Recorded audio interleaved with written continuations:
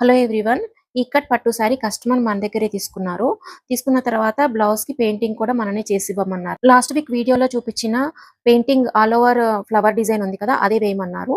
సారీలో కలర్ వచ్చేసి ఇలా క్రీమ్ కలర్ లాగా ఉందండి. ఈ కలర్‌ని మనం ఇప్పుడు మిక్సింగ్ చేసుకుందాము. సారీలో ఫ్లవర్స్ మస్టర్డ్ యెల్లో ఇంకా గ్రీన్ ఉన్నాయి. అలాగే గోల్డ్ బార్డర్ కూడా ఉందన్నమాట. అలాగా డిజైన్ చేసుకుంటాము. ఈ క్రీమ్ కలర్ మిక్సింగ్ అనేది ఇప్పుడు చూసేద్దాము.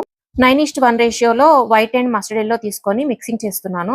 కలర్ కొంచెం ఫస్ట్ చెక్ చేసుకోవాలండి. చెక్ చేసుకొని మనకి కలర్ వచ్చిన తర్వాత పర్ఫెక్ట్ కలర్ రాగానే సారీతో మ్యాచ్ అయిందా లేదా చూసుకొని ఏదైనా క్లాత్ మీద ట్రై చేయాలి. డైరెక్ట్‌గా బ్లౌజ్ మీద కలర్ అనేది ట్రై చేయకూడదు ఎప్పుడు కూడా.